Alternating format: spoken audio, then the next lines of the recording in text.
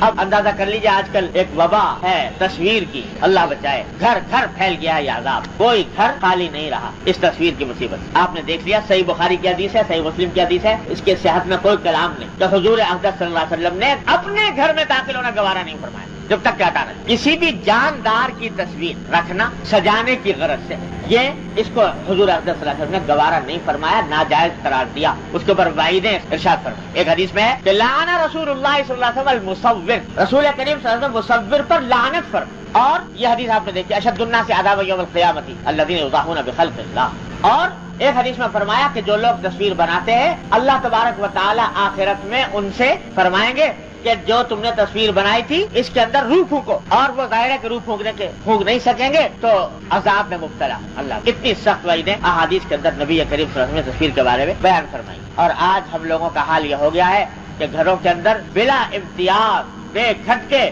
جا کر دیکھو گھروں کے تو بت خانے بنے ہوئے ہیں، محض زیب و زینت کی خاطر دیواروں پر تصویریں لگائی ہوئی ہیں، اور اپنی طرف سے گویا پہرا لگا دیا ہے کہ فرشتے داخل نہ ہونے پائے ہمارے گھروں، رحمت کے اللہ کی رحمت داخل نہ ہونے پائے ہمارے گھروں کے اندر۔ ان ذی روح تصویروں کے ذریعے کوئی پہرے دار بٹھا دیے کہ آئے تو شیطان آئے، اللہ کی رحمت کا فرشتہ داخل، یہ عالم کر دیا۔ حضور نبی کریم صلی اللہ علیہ وسلم نے جب مکہ مکرمہ فتح فرمایا، مکہ مکرمہ فتح ہوا تو حضرت علی رضی اللہ تعالیٰ فرماتے ہیں کہ حضور اقدس صلی اللہ علیہ وسلم نے مجھے باقاعدہ اس مشن پر بھیجا کہ جو کوئی تصویر کہیں میں بنی ہوئی دیکھوں اس کو مٹا دو۔ اللہ تدع قبر مشرفا الا سویتہ واللہ تدع تمثالا الا طمستا، جو تصویر بنی ہوئی دیکھوں اس کو مٹا دو۔ باقاعدہ اہتمام کر کے حضرت صلی اللہ علیہ وسلم نے تصویریں مٹوائیں فتح مکہ کے بعد، اور اتنی وعیدیں بیان فرمائی نبی کریم صلی اللہ علیہ وسلم۔ تو بھائی، اور یہ صاف صاف فرما دیا کہ ملائکہ رحمت داخل نہیں ہوں گے اگر ذی روح کی تصویر گھر میں لٹکی ہوئی ہے۔ تو یہ جو گھروں میں رواج ہو گیا ہے بلا وجہ گناہ بے لذت، بلا وجہ ملائکہ رحمت کا راستہ روکنا، اللہ تبارک و تعالیٰ کی رحمتوں سے اپنے آپ کو دور کرنا، یہ جو دن رات ہم مصیبتوں کے اندر مبتلا ہیں، کبھی کوئی عذاب آ رہا ہے، کبھی کوئی عذاب آ رہا ہے،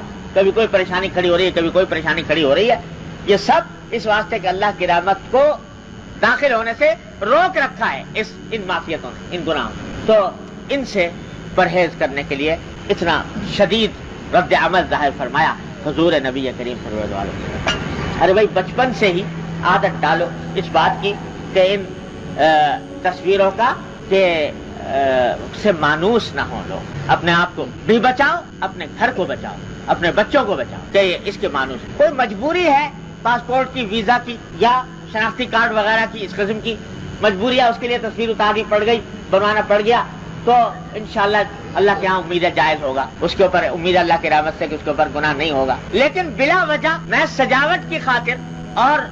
اپنے گھروں کو بتخانہ بنانا، صحیح بخاری میں روایت آتی ہے کہ جب حضرت فاروق اعظم رضی اللہ تعالیٰ عنہ نے شام فتح کیا، اور شام اس زمانے میں روم کا ایک صوبہ تھا اور دنیا کی سپر طاقت سمجھ جاتا، تہذیب و تمدن کا مرکز، تو وہاں کے جو عیسائی تھے انہوں نے درخواست کی کہ ہم آپ کے تابع تو ہو ہی گئے ہیں، ہتھیار ہم نے ڈال دیے ہیں، جزیہ دینا قبول کر لیا ہے، تو اب ہم ذمہ ہو گئے، ذمیوں کے اقلیتوں کے، غیر مسلم اقلیتوں کو بھی حقوق ہوتے ہیں، تو ان حقوق کے ماتحت ہم چاہتے ہیں کہ ایک دن آپ کی دعوت کریں اور آپ ہمارے کلیسا میں تشریف لائیں تو ہم آپ کی دعوت کریں۔ تو حضرت فاروق اعظم نے فرمایا کہ بھائی دیکھو، بات یہ ہے کہ مجھے تمہاری دعوت قبول کرنے سے انکار نہیں، تمہارے کلیسا میں آنے سے انکار نہیں، حالانکہ ہم اس کام کو جائز نہیں سمجھتے، لیکن کلیسا میں آنے سے بھی انکار نہیں، اس واسطے کہ بہرحال تم اہل ذمہ ہو، مسلم غیر مسلم اقلیت ہو، تمہاری عبادت گاہوں کا تحفظ کا ہم نے ذمہ لیا ہے، لہٰذا ہم وہاں پر بھی آنے میں ہمیں اشکال نہیں۔ لیکن مشکل یہ ہے کہ تمہارے کلیسا جو ہوتے ہیں وہ تصویروں سے بھرے ہوئے ہوتے، چاروں طرف تصویریں ہوتی، تو ہم ایسے کلیساؤں میں داخل نہیں ہونا چاہتے جس میں کہ تصویریں ہوں، اس واسطے